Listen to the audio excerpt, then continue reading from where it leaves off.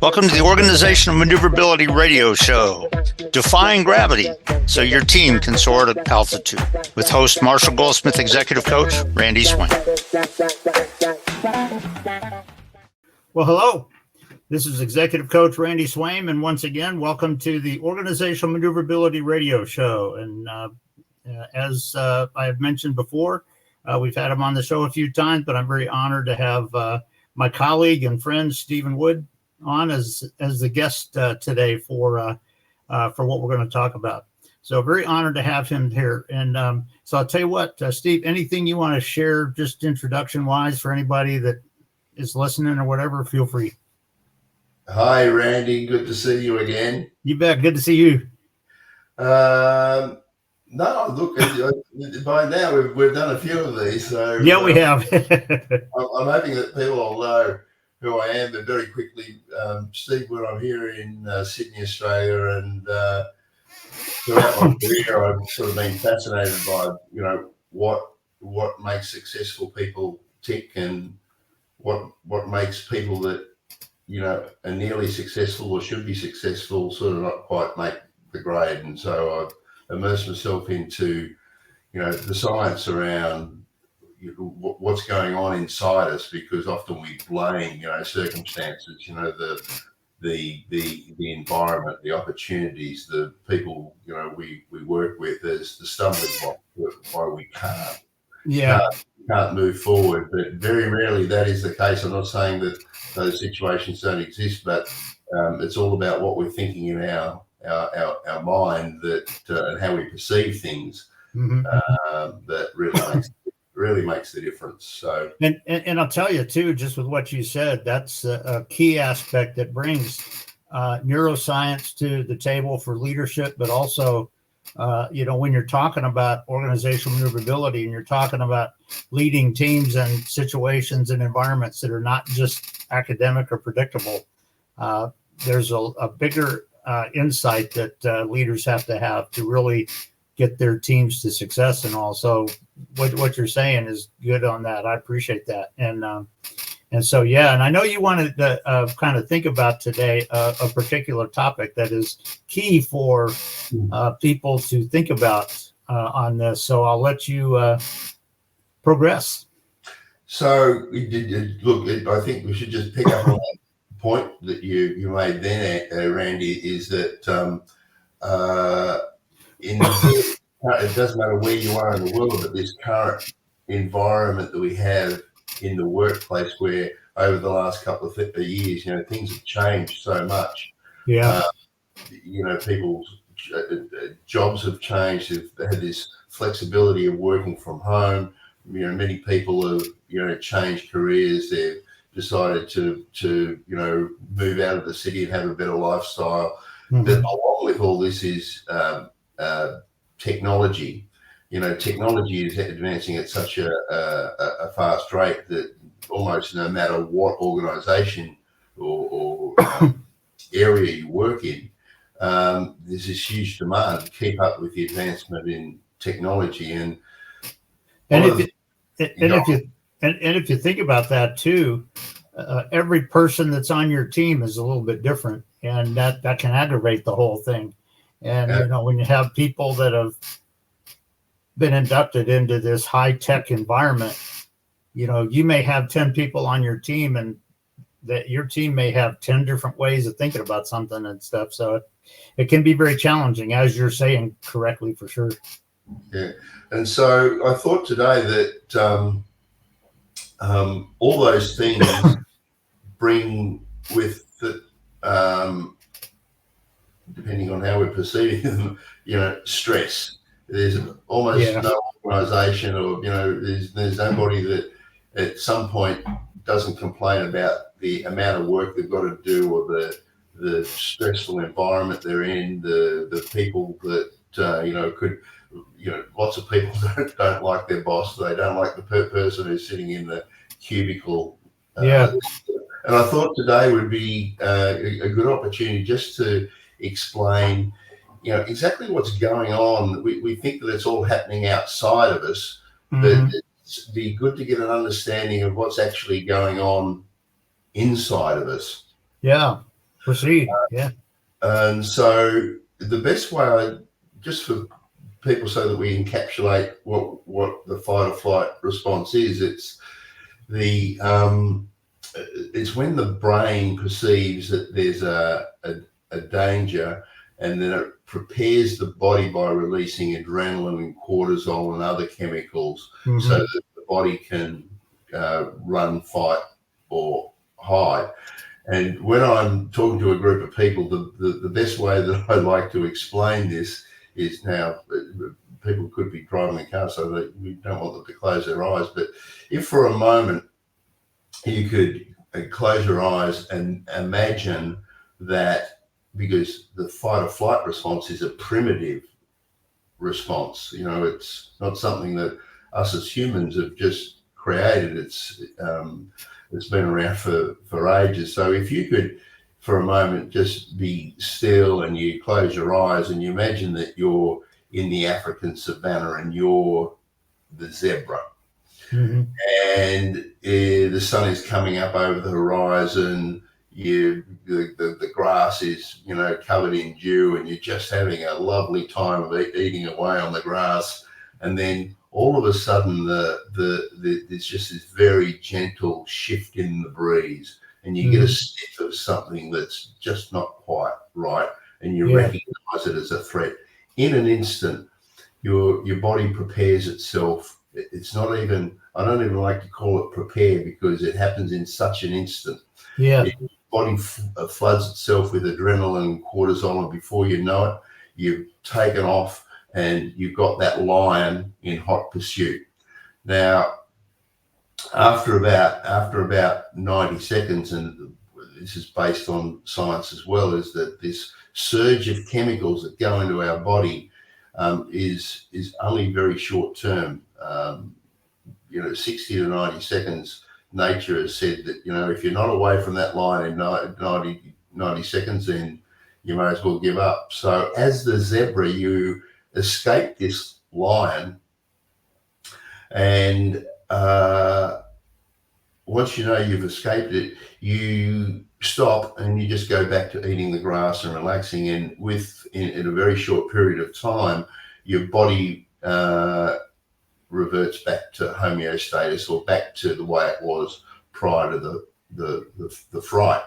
Now you open your eyes and you imagine that you are sitting behind your desk at work, and you've got a whole lot of other situations going on. You've got a huge workload. You've got people that you don't get on with. You're unsure about the directions of what you're meant to be doing. So you're doing exactly what the zebra has just done.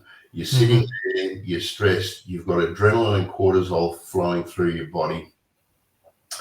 And the problem is, it's like having the accelerator on and the brake on in your car at the same time. Unlike the zebra, you can burn off the chemicals that are giving you the energy. Remembering that adrenaline and cortisol have got they're loaded with the equivalent of sugar to give you that energy to run. Now you're sitting in the office, stressed, with the same chemicals flowing through you, but you've got nowhere to burn them off. You've got nowhere to run or fight or hide. So then the next phase kicks in, where you start to get frustrated, you start to get angry. You have arguments with people, and then this doesn't go on for 90 seconds. It can go on for hours. It can go on all day. It can go on for weeks, months, and for some people, even years. Yeah. So I think the point here is that these threats. This is one of the things that took me a long time to sort of understand. I thought that, in my career, that the boss he was not a nice person. But Mm-hmm. then I observed other people walking into his office, having fun with him, joking.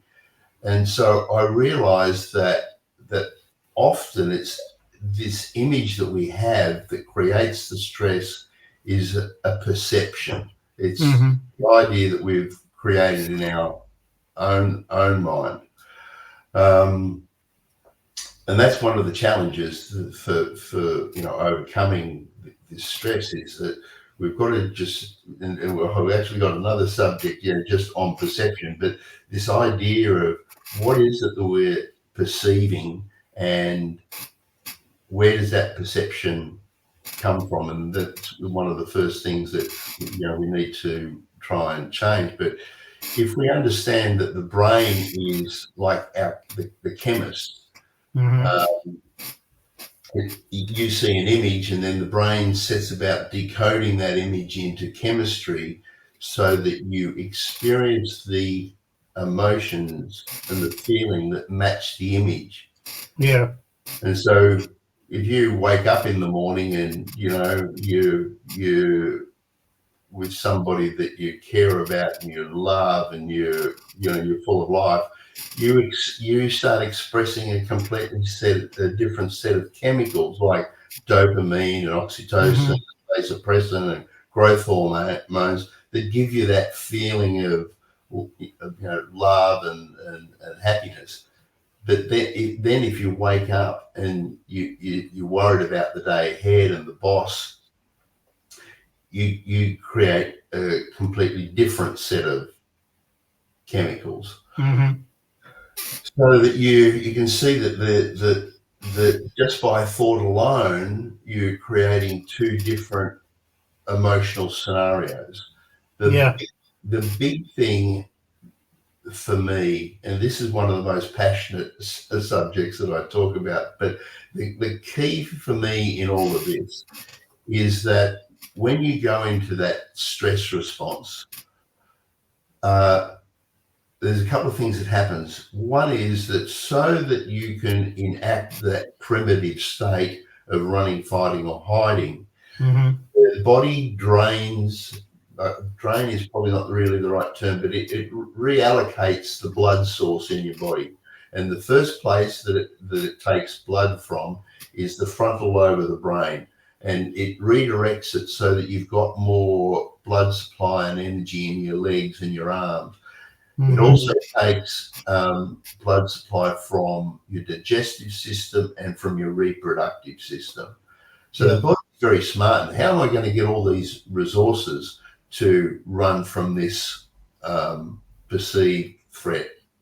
And it's interesting with what you just said too, because you're right. And you know what, when the blood and all that leaves your prefrontal cortex up here, guess what? Your situational awareness can drop off, and you're not responding in a way that is going to be successful in that situation. So good point. And that to me is like should be one of the things that, and it's one of the things that I point out to organisations, because organisations, they've got to take responsibility too, because they put people under their employees under enormous amount of stress in the hope that they're going to get better results or a faster result, or that pressure is going to create a situation where it's going to help the organisation grow. But as you just mentioned, Randy, is that in that frontal cortex is all your communication, problem solving, intuition, creativity. And often what happens is that it's funny how the body works, but I've often seen people at their desks when they're under stress and they drop their head into their hands. And that is a primitive response as well, because it's the warmth in the hands on the forehead that stimulates the blood flow back into the brain. So if you ever catch yourself doing that, you know you know what's going on. Yep. We think that this is all new science, and it's not really, because people like Nikola Tesla and Albert Einstein understood this, and Einstein is quoted as, if he had to solve a problem, he'd have like a bed or a lounge in his lab, and he'd go and lay down for a while and just think about what the problem was that he wanted to solve. So that he would be in a relaxed state. So my real mantra often with organizations is, if you want to grow, you want to be more competitive, you want to be more creative, then you've got to stop putting people under this enormous amount of stress, thinking that it's actually working, because it's not. Yeah. And if I could just share one thing very aligned with what you just said, for sure, if you have to, as a leader, if you have to kind of have sort of a correction discussion with one of your people or whatever, you can do that in a way that's effective, or a way that screws it all up. And like you said, it can, all the things you're talking about, you can do it in a way where it's better and keeps the blood up here, or it can be done in a way where it all goes down and they give up, kind of thing. There was one guy that used to work for me that I won't tell you the details of it because it's not important, but there was one time where he was really causing a problem for our whole team. So I had to go have a conversation with him. And when I did, I sat down, and my whole conversation was just like this. It wasn't this, it wasn't yelling at him, it wasn't anything like this. It says, this is the one thing you need to do. And the next day he came in, I was in my manager's office, and he knocked on the door, and I said, hey, come on in. And when he came in and closed the door, he said, is there any chance that what we talked about yesterday doesn't have to go out of here? Yeah. And I looked at him and I said, look, I just want it fixed, and I think you have the ability to fix it. And I said, to be honest, nobody outside of our team here knows anything about this. I said, if it gets fixed, we're good. And he did. You could see over the next week or so how he was changing, how he interacted with other people.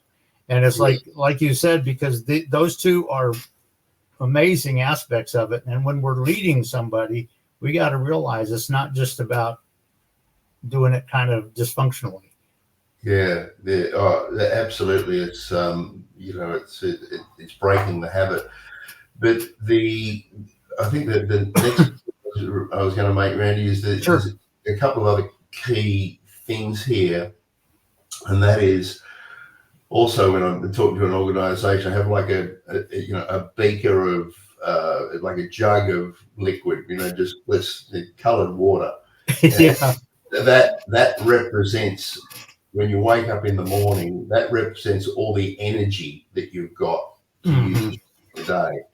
And you've got to be aware of how you're going to use that energy. Now, if you're taking a spoonful out here and another spoonful out there for stress and upset, that's all coming out of the same energy. And then by the end of the day, what you've got left is for health, restoring the body, giving you energy for all the other things that you've got in your life. So it's like one of the ways of thinking about it is really, how am I going to use all the resources that I've got today to build my body up, to make it healthy? Am I going to waste it on the stress and the anxiety and the upset? Yeah. The other thing that I've also noticed in organisations is that where there's stress all the time, it becomes part of the culture of the organisation, but it also becomes a habit. So if you're just like learning the ABC, learning to count, learning to drive a car. Mm-hmm. You know that the more you repeat, the more it becomes wired into the brain. It creates its own neural network. So Mm-hmm. if you're under stress all the time and you're repeating, I don't like that person, I hate this job, I don't know what to do. Whatever the inner talking is, the inner talking is really, really important.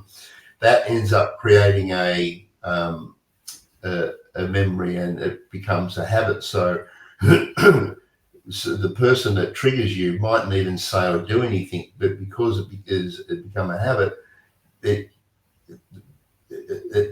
trigger you automatically. Yeah. And that's not necessarily something you want to be focusing on, kind of thing, in some cases, I guess. No. And of course, the other thing, the other effect of all of this is, what it does to our health. So I don't want to get too deep here, but if you're using your resources in your body to handle stress and pressure,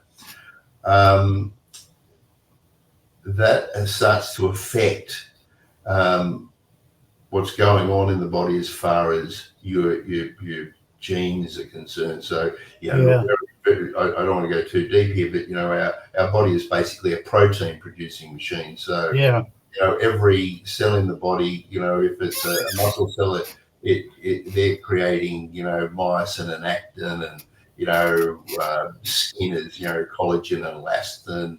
In your immune system, you've got proteins are antibodies. So when you're under stress, the body doesn't have the energy to start making these healthy proteins.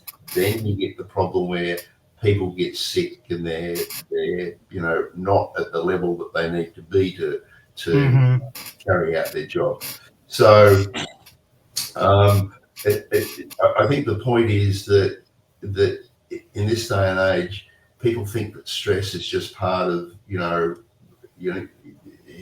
you got an important job or any job really, that stress is part of it. And I just go, it might be okay for a month, 2 months, a year, or whatever, but it's going to not only take a toll on your creativity, but it's going to take a toll on you physically. And it's not something that just happens by chance. There's actually a science behind it, and you need to be aware of the signs that are taking place. Yeah, and that's a good point. And you mentioned at the very beginning of all this the concept of fight or flight.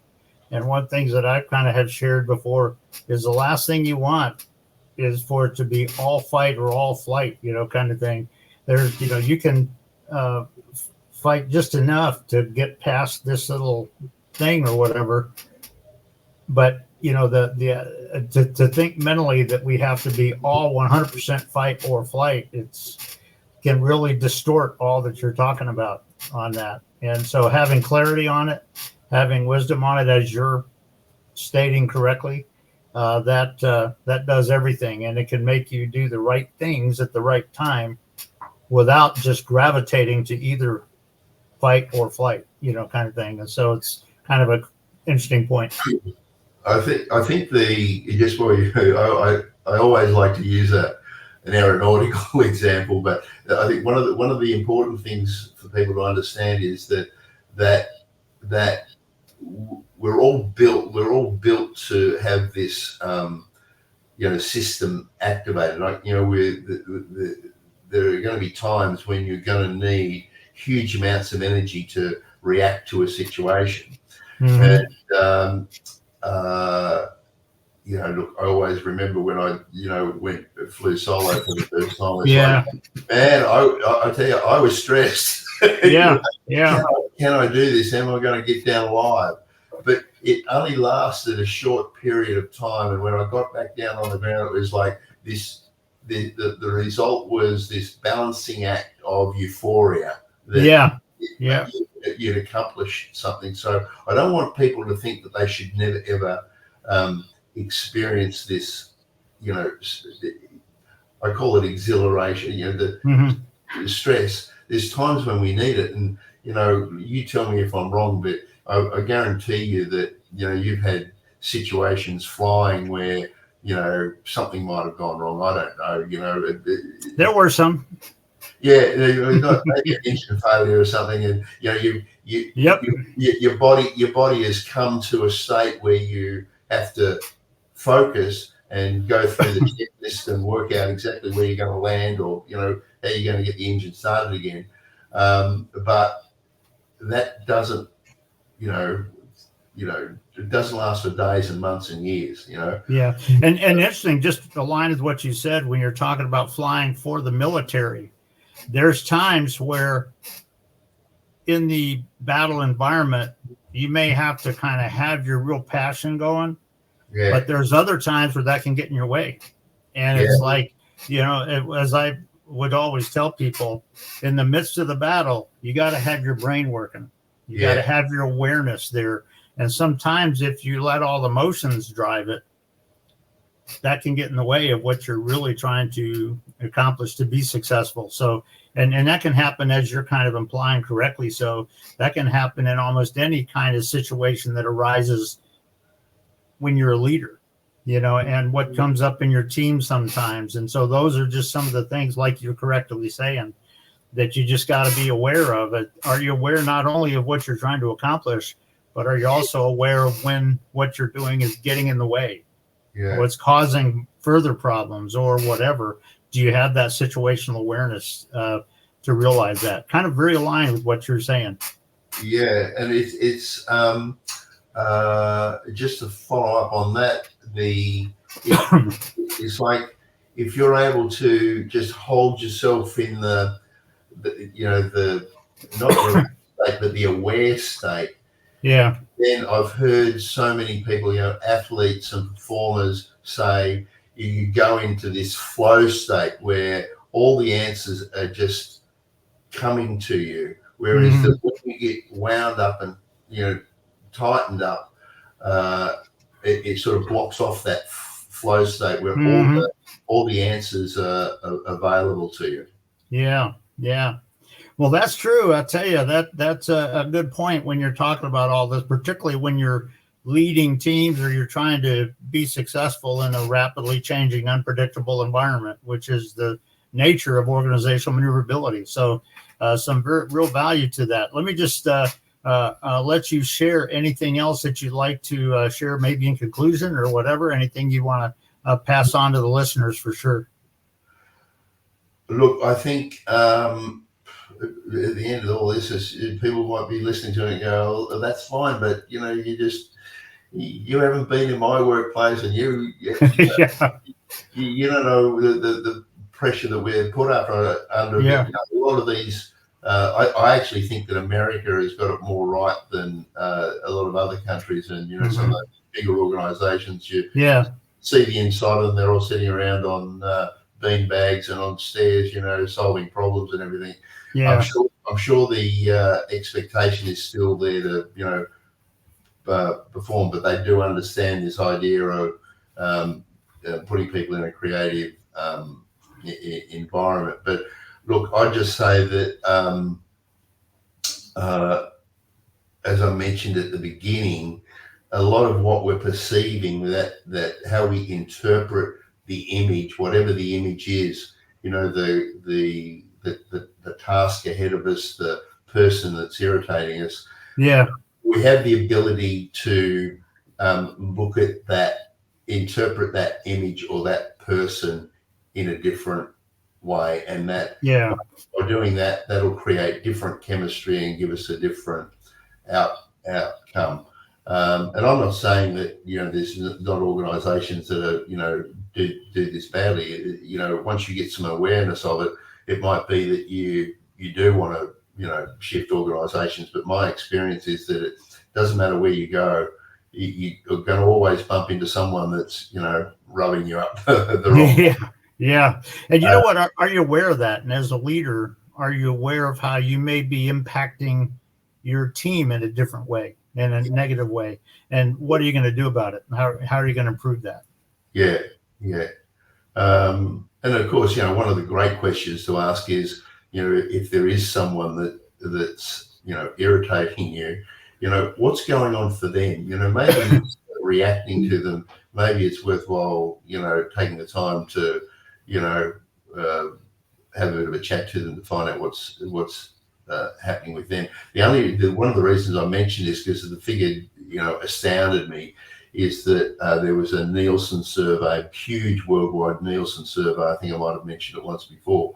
And at least 80% of people, dislike their jobs, and a large percentage of them was centered around the people that they work with or that were in charge of them. So it is a big thing. It is. Yeah. Well, I tell you what, that's very interesting. I know we're getting close to the end here. Just anything you want to kind of conclude or offer is in conclusion or whatever. And then if you'd like to share any way that people can connect with you if they want to reach out or whatever, feel free. Sure. So, look, I'd just reiterate, just the try and identify the things, become aware of the things that that trigger you and sort of make you stressful, and then see if you can look at those, in a different light. Get a clear picture of what sort of person you really want to be, because you can actually turn these things around where you're an inspiration to the people around you.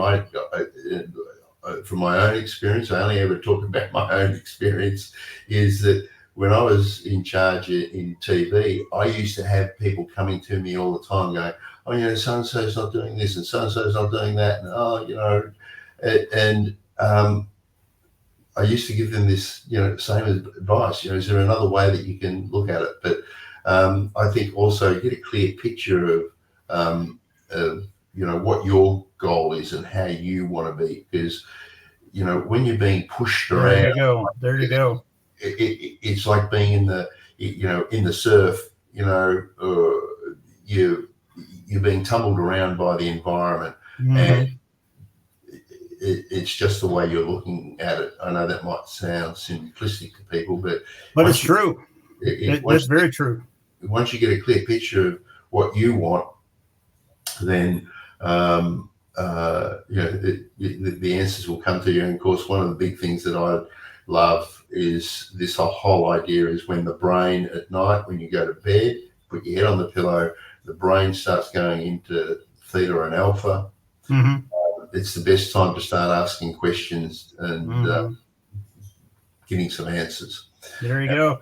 I just call that, people think, that's modern, guru stuff, but it's not. They've been doing it for thousands of years, and it's what Einstein. I just call it the Einstein effect. It was good enough for Einstein. It's good enough for me. Yeah. And if you think about it, with everything you're saying, when you think of the word situational awareness, that's a lot deeper than most people realize. Yeah. It's not just about the things around you. It's about what's going on within you and all that. So, very, very key with what you're talking about. No two ways about it. So, if people want to get in touch, they can just go to leadersinmind.com, and there'll be a way there that you can get in touch with me. Sounds good. Well, I tell you what, as always, Steve, it's an honor to have you here. I appreciate you as a colleague and as a friend, and we'll look forward to having you on another episode here. So we'll let the close out and let the listeners go on to whatever else they got today. But definitely honored to have you on today, and so I appreciate you being here, and I hope you have a good rest of the day. And we'll look forward to seeing you again. Thank you so much, Randy. I look forward to it. I've got plenty more up my sleeve. Sounds good, man.